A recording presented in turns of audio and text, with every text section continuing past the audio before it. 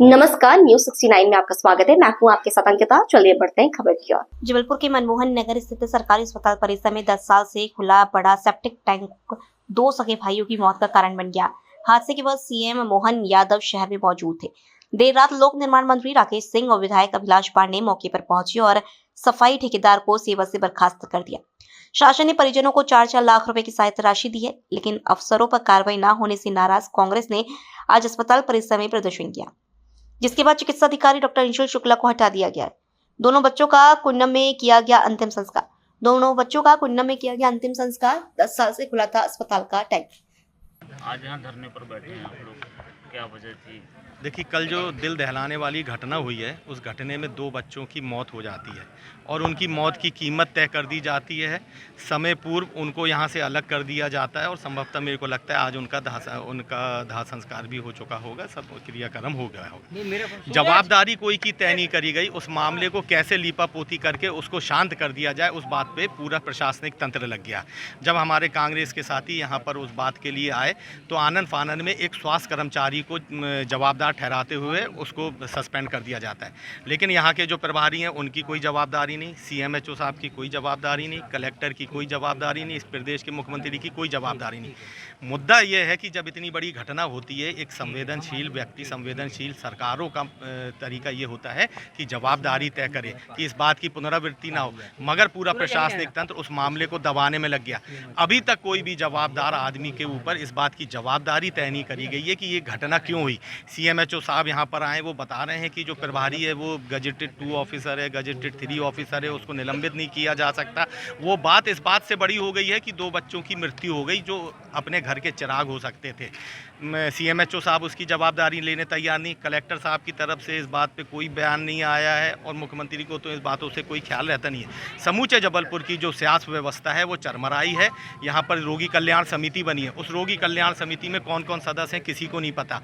वो रोगी कल्याण समिति भारतीय जनता पार्टी मानसिकता के लोगों से बनी हुई है और वो इस बात के लिए बनी है कि कैसे पैसों की उगाही करी जाए। वो समिति का जो काम निर्धारित था कि आम मरीजों की सुनवाई करके उनको अच्छी स्वास्थ्य व्यवस्था दी जाए, वो सुनिए, वो उसका समिति का कोई लेना देना नहीं है। हमारी सीधी मांग है कि यहाँ पर जो प्रभारी है उसका निलंबन किया जाए, जो रोगी कल्याण समिति उसको तत्काल प्रभाव से भंग की जाए और आगे जब रोगी कल्याण समिति बने तो उसमें जो आम नुमाइंदे रहते हैं गली बस्ती मोहल्ले के, उनको शामिल करने का काम हो। अगर प्रभारी को यहाँ से नहीं हटाया जाता है तब तक हमारा धरना यहाँ प्रारंभ रहेगा। क्या लगता है कि सरकार बड़े बड़े वादे करती है, इतने हॉस्पिटल्स और स्कूल कॉलेजेस खुलवा रही है, उसके बाद देखिए, वादे और हकीकत तो सबके सामने कल आ गई है और सरकार की संवेदनशीलता भी समझ में आ गई है। इतनी बड़ी घटना अगर कोई बड़े घर के परिवार के साथ या भारतीय जनता पार्टी परिवार के बच्चों के साथ होती तो आज आलम दूसरा होता।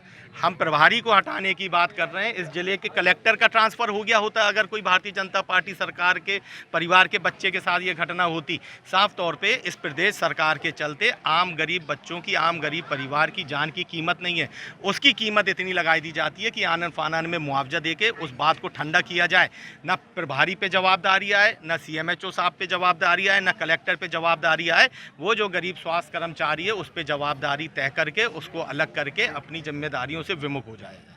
धरना दिया आज आप लोगों ने? आज हम लोगों ने जो धरना दिया है, कल रात को एक हृदय विदारक घटना हुई जिसकी जानकारी हमारे कांग्रेस के नेता प्रतिपक्ष अमरीश मिश्रा जी, भाई जतिन राज जी ने हम सबको पहुंचाई। और सुबह आगे जब हम लोगों ने इन सब चीज़ों को देखा तो हम लोगों को एक बार फिर छिंदवाड़ा की वो घटना याद आई जिसमें सिरप में 22 बच्चे मारे गए थे, लेकिन जवाबदारी प्रशासन ने उसमें किसी ने तय करने की कोशिश नहीं की। अपराधी किसे बनाया गया? दवाई विक्रेता को और डॉक्टर को, जबकि 12 एजेंसियां जांच करती हैं किसी दवाई को करने के लिए। वैसे ही यहाँ पर जब हम लोग आकर देख रहे हैं तो प्रशासन उस बात के लिए अभी भी हम लोगों से बात कर रहा है कि जांच करेंगे, कल को बात करेंगे। हम लोगों का सीधा सा प्रश्न है कि अगर यहाँ पर खुला चैम्बर है या इधर पे कोई नकली दवाई बिकती है या किसी प्रकार की कोई घटना होती तो इसकी जवाबदारी किसकी है? आप जवाबदारी तय कर लें। जवाबदारी अगर सीएमएचओ की है, जवाबदारी कलेक्टर की है, जवाबदारी यहाँ के प्रशासनिक अधिकारी की है, उसका निलंबन करें और ये छोटे लोगों को फंसाने का काम बंद करें।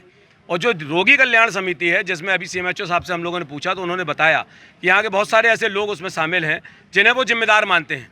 अगर वो जिम्मेदार हैं तो वो नैतिकता के आधार पर खुद ही इस्तीफा दे दें और नहीं तो इन सब की जवाबदारी तय करें।